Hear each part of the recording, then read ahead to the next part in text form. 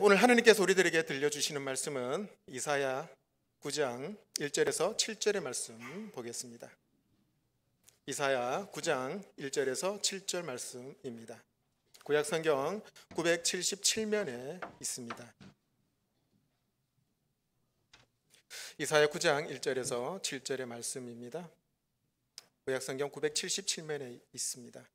이 말씀을 봉독할 때 우리 모두 살아계신 하나님의 음성으로 들을 수 있기를 원합니다. 이것은 하나님의 말씀입니다.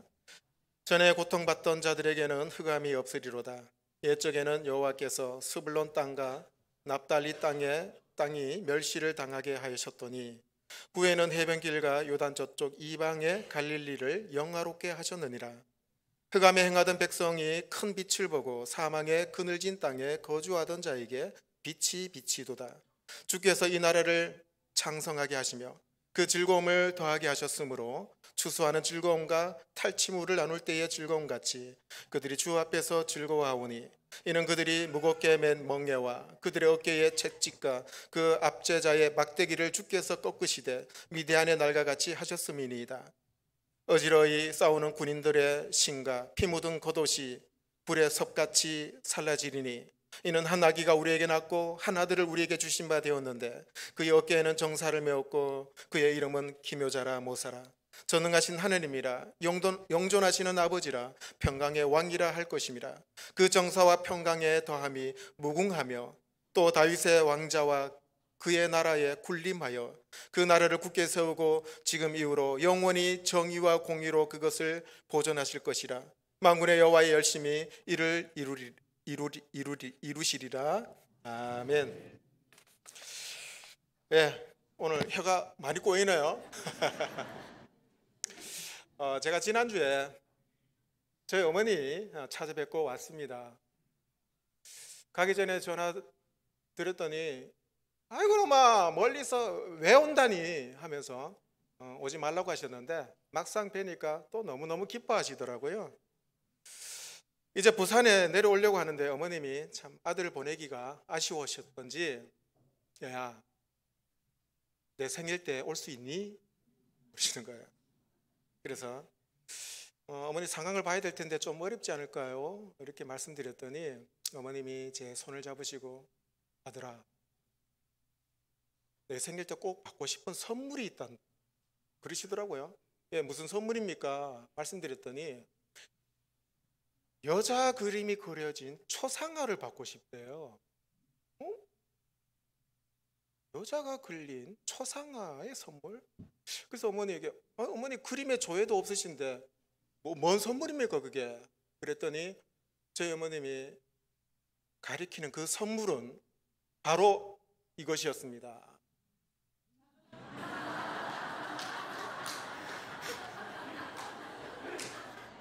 심사인당이 그려진 초상화.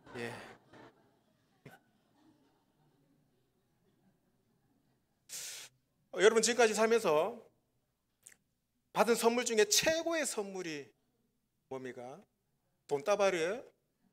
아니면 최신 핸드폰입니까? 아니면 최고 좋은 그런 사양의 컴퓨터, 노트북입니까? 어느 분이 지금까지 받은 최고의 선물이 무엇입니까? 라고 설문조사를 냈는데요. 예상과 다르게 받은 최고의 선물은 많은 돈도 아니고 금전적으로 아주 비싼 그런 선물도 아니고 정성이 담긴 선물, 순수한 마음이 담긴 선물, 그것이 최고의 선물이라고 답을 했더라. 그런 조사를 했습니다. 이런 선물은 내 진심을 상대방에 전해주는 가장 중요한 매개체 중에 하나예요. 선물은 사랑하는 마음을 전해주고 또 때로는 참 미안한 마음도 전해주고 때로는 감사한 마음도 전해주는 게 선물 아니겠습니까? 그런데 여러분 그거 아세요? 선물이 진정한 선물이 되기 위해서는 두 가지 조건이 충족이 돼야 돼요. 한 가지가 뭐냐면은 선물 주는 사람이 그 선물을 줌으로 말미암아 대가를 바라느냐는 거예요. 대가를 바라지 않아야 진정한 선물이 된다는 거죠. 너 이거 받고 이따 물어? 이거는 진정한 선물이 될 수 없다는 겁니다. 이거 받으시고 뒤처리 부탁합니다. 이건 선물이 아니고 뇌물, 청탁이죠. 이런 선물은 액수에 따라서 가치가 달라지죠. 많으면 많을수록, 큰 액수일수록 귀한 선물이 될 수 있겠죠. 둘째로는 진정한 선물이 되기 위해서는 충족되어야 될 게 이거예요. 선물 받는 사람의 입장을 고려하는 선물인가요? 상대방에게 너무 가분한 선물이 있을 수가 있겠죠. 그리고 상대방의 상태나 신분에 맞지 않는 선물을 하면은 그거는 진정한 선물이 될 수가 없습니다. 가령 이런 거잖아요. 지금 추운 겨울인데, 추운 겨울이면은 뭐니 해도 스키가 최고 아니에요, 스키 타는 게. 그래서 집에 계시는 할머니한테 할머니 스키 타러 갑시다 하면서 스키 장비 할머니한테 사드리면은 그 할머니가 그 스키 장비를 기쁨으로 선물로 받아들일까? 초등학생들에게 선물해요? 야, 너 춥지? 여기 온천탕 티켓 있다. 이거 선물이다. 이런 초등학생들이 기뻐할까요? 기뻐하지 않아요. 대가를 바라는 선물이거나 상대방을 고려하지 않는 선물은 진정한 선물이 될 수가 없어요. 오늘 성탄절인데 우리 기독교는 부활절과 함께 가장 기쁨의 날이 성탄절입니다. 왜 기쁩니까? 공휴일이라서?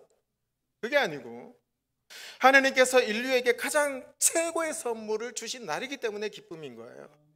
하나님께서 예수 그리스도를 이 땅에 보내셔서 사람으로 태어나게 하신 그날, 성탄절은 하나님께서 우리에게 가장 큰 선물 예수 그리스도를 이 땅에 보내주신 날이기 때문에 기쁨의 날이죠.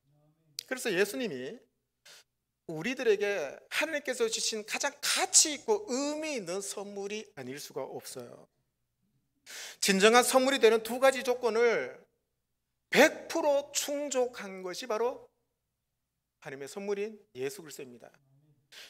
천지를 만드신 하나님께서 우리들에게 독생자 예수님을 우리들에게 선물로 주시면서 뭔가 대가를 바라세요? 내가 너희들에게 내 사랑하는 독생자 줬으니 너희들 뭐 내놔, 이렇게 말씀하지 않으십니다. 그리고 하나님께서는 사람의 상태를 고려하셔서 예수님을 보내주셨어요. 우리 어떤 상태예요? 잘났습니까? 멋집니까? 겉으로는 그렇게 보일 수 있을지라도 죄로 죽기 일보 직전에 있는 존재들이 우리 인간 아니에요?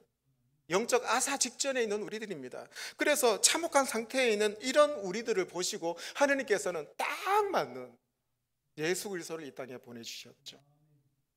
오늘 본문에 보면은 예수님께서 탄생하시기 전에 700년 전에 이사야라는 선지자가 있는데, 이 이사야 선지자가 700년 후에 예수님이 이 땅에 오실 것을 예언을 했습니다. 이 이사야 선지자는 보라, 처녀가 잉태하여 아기를 낳을 것이다 라는 예언을 이사야가 했습니다. 그리고 그 주님의 이름이 바로 임마누엘이다 라고 예언한 선지자가 이사야 선지자입니다. 오늘 보면 6절 전반절에 보니까 이렇게 기록되어 있어요. 이는 한 아기가 우리에게 낳고 한 아들을 우리에게 주신 바 되었다, 이렇게 기록되어 있어요.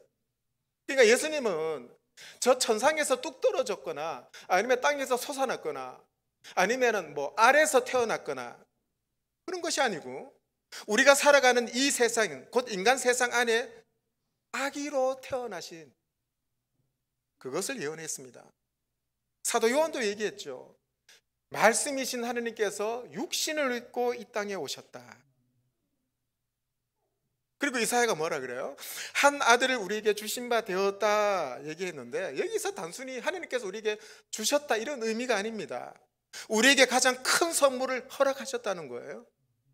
이사야는 예수 그리스도께서, 하나님께서 우리에게 주신 가장 귀하고 가치 있는 선물이 바로 예수 그리스도다 예언을 했습니다.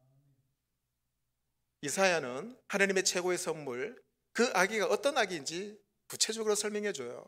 오늘 보면 6절 중간절 이후부터 보면은 이렇게 말씀합니다. 그의 어깨에는 정사를 메었고 그의 이름은 기묘자라 모사라, 전능하신 하나님이라, 영존하시는 아버지라, 평강의 왕이라 할 것입니다. 이사야가 왜 예수님이 하나님께서 우리에게 보내주신 최고의 선물인가 구체적으로 얘기해 줘요. 첫째는 왜 예수님이 최고의 선물인가? 예수님의 어깨에 정사가 매여져 있기 때문이라는 겁니다. 정사가 뭐예요? 통치, 다스림 이런 뜻입니다. 주님은 인류를 다스리실 만왕의 왕으로, 온 우주를 다스릴 왕으로 이곳에 오셨어요. 주님은 우리를 영원히 다스릴 통치자로 오셨는데 드디어 그분이 오늘 탄생하신 날, 우리를 완벽하게 다스리실 만왕의 왕 통치자가 오늘 오셨다는 겁니다. 그래서 최고의 선물이자 기쁨의 날이 아니겠습니까? 두 번째는 예수님이 기묘자이시고 모사이기 때문에 최고의 우리에게 선물입니다. 기묘자가 어떤 말일까요? 여러분, 신기하고 놀라운 것을 경험하거나 볼 때 감탄사 연발하잖아요. 아주 옛날 어르신들은 감탄사를 뭐라고 합니까? 야, 대끼리, 뭐가 아니면 따봉 이러잖아요. 이제 요즘 어르신들은 이제 그렇게 하지 않죠. 짱이다야 이렇게 하잖아요. 요즘 아이들은 뭐라고 할까요? 헐, 대박, 쩐다, 뭐 이런 얘기를 하더라고요. 그런데 여러분, 이 모든 감탄사를 영어로 표현하면 한 단어예요. 원더풀입니다. 원더풀. 기묘자란 원더풀을 유발하는 사람입니다. 원더풀을 유발하는 자다, 이런 뜻입니다. 그러니까 예수님께서 우리 입에 원더풀, 이런 감탄사를 자아내게 하시는 분이 예수님이다. 그래서 예수님이 기묘자래요. 그리고 예수님은 모사랍니다. 모사가 뭡니까? 어려운 단어인데요. 뭐 전략가, 전술가 또는 상담자, 카운셀러 이런 뜻입니다. 기묘자라 모사라. 그런데 영어 성경에는요, 한 단어로 표현되어 있어요. 원더풀 카운셀러. 아주 놀라고 신기한 상담자, 놀라고 신기한 전략가 이런 뜻입니다. 여러분, 힘들고 어려울 때 또는 지혜가 부족할 때 인생의 경험이 풍부한 사람 찾아가죠. 그리고 어떤 분야의 대가를 찾아갑니다. 내가 지금 이런 가운데 있는데 도움, 조언을 좀 해주십시오. 내가 참 힘든데 내가 어떻게 결정하고 살아가면 좋겠습니까? 여러분, 찾아가는 사람 있잖아요. 그 좋은 자, 도움을 주는 자잖아요. 근데 사람이 주는 조언, 사람이 주는 상담은 부족합니다. 완벽할 수가 없죠. 때로는 내 속에 있는 고민이 많아요. 비밀이 있는데 깊숙한 얘기를 참 나누고 싶어요. 그래서 겨우겨우 찾아가서 자기 속 깊은 얘기를 드러냅니다. 그러면 그 얘기 들어준 사람은 듣고 참 위로해 주죠. 근데 사람인지라 그 얘기를 듣고 다른 데 가서 얘기를 퍼뜨려요. 그러면 참 난감할 때가 많이 있지 않겠습니까? 근데 오늘 뭐라 그래요? 이 땅에 오신 예수님은 원더풀 카운셀러, 놀랍고 신기한 상담가, 전략가시다. 그분에게 내 속 깊은 얘기 다 드러내어도 그분은 다른 사람에게 누설하시지 않는 분이라는 겁니다. 세 번째, 예수님은 전능하신 하느님이기 때문에 최고의 선물이래요. 주님은 전능하신 하느님으로 이 땅에 오셨죠. 그분은 모든 것을 하실 수 있는 능력을 가지셨어요. 그분에게 불가능은 없습니다. 여러분, 마귀 사탄도 사실 능력이 많아요. 그런데 마귀 사탄에게 만능의 사탄이다 이렇게 얘기하지 전능의 사탄이다 얘기하지 않습니다. 능력은 많지만은 전능하지 않아요, 사탄은. 그런데 우리 하나님은 전능하신 하나님, 전능하신 그분이 바로 이 땅에 오셨으니 기뻐하지 않을 수 없고 우리에게 최고의 선물일 수가 있죠. 네 번째입니다. 예수님은 영존하시는 아버지이기 때문에 최고의 선물이래요. 영존하시는 아버지. 여기서 영존한다는 것은 두 가지 의미입니다. 하나는 시간적으로 영원하다는 걸 얘기합니다. 두 번째는 공간적으로 어디에나 계시는 것을 얘기합니다. 그러니까 영존하시는 아버지라. 영원히 계시고 어디에나 계시는 우리 하나님께서 이 땅에 오셔서 33년 동안 짧은 인생을 사셨어요. 바로 그분이 영존하시는 우리의 아버지다. 여러분, 가정의 아버지 역할이 뭡니까? 아버지는 한 집의 가장으로서 생계를 책임지죠. 아들, 딸들을 먹여 살리고 입혀주고 불쌍히 여겨주는 것이 아버지 아닙니까? 구세주 예수님이 우리의 아버지로서 우리를 책임지시려고 이 땅에 오신 영존하신 아버지. 그래서 우리에게 최고의 선물이 예수님이시죠. 마지막 다섯 번째입니다. 예수님은 평강의 왕이시기 때문에 하느님의 최고의 선물이라고 할 수 있어요. 아기 예수님이 탄생하셨을 때 세상은 잠잠했어요. 그리고 예수님만 말고 위에 태어나셨죠. 근데 저 하늘의 천군 천사는 대축제가 벌어졌어요. 예수님 생신 축하를 위해서 노래를 청했습니다. Happy birthday to you. 축하 노래 불러줬습니다. 그런데 이것을 천사 버전으로 번역하면 이렇게 됩니다. 지극히 높은 곳에서는 하느님께 영광이요, 땅에서는 하느님이 기뻐하신 사람들 중에 평화로다. 이것이 바로 천사들이 예수님 생신 축하 노래가 바로 이것이죠. 세상에서 주는 것은 진정한 평강이 될 수가 없습니다. 하느님과 평화를 이루지 못하면 그 어떤 곳으로도 평화를 누릴 수 없기 때문이죠. 그러나 예수님은 하느님과 사람 사이에 담을 허무시고 평화를 주신 주 예수님, 아기 예수님은 이 땅에 평강의 왕으로 오신 메시아가 집을 떠나서 자수성가한 세 아들을 둔 어머니가 있었어요. 이 세 아들들이 돈을 많이 벌어서 어머니를 찾아가서 선물 하나씩 어머니에게 드렸습니다. 큰아들은 아주 좋은 평수가 넓은 아파트를 어머니에게 선물 사드렸어요. 둘째 아들은 최고 좋은 외제차 한 대를 사서 어머니에게 선물로 드렸죠.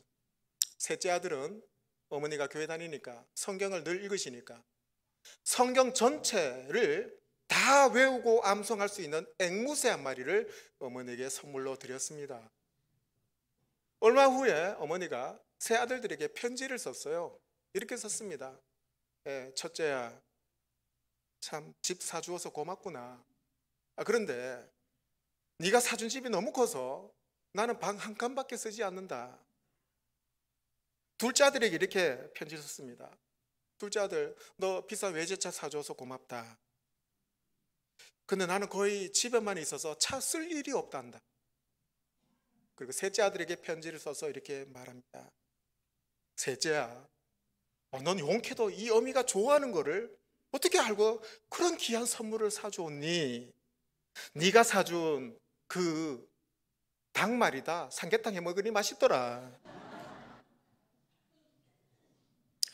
하나님께서 우리를 위해서 최고의 선물 예수 그리스도를 지상에 보내주셨는데, 그런데 주님을 최고의 선물로 알아보지 못하고 삼계탕 해먹으면 어떡합니까? 왜 성탄절이 메리 크리스마스예요?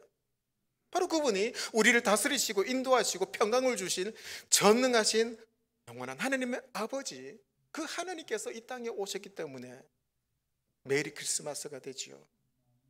그분은 우리에게 주신 하나님의 최고 중에 최고가 바로 예수님이 우리의 선물 되십니다. 그래서 기뻐하지 않을 수 없죠. 다시 한번 인사할까요? 저와 함께 인사하겠습니다. 메리 크리스마스. 기쁘게 메리 크리스마스. 메리 크리스마스.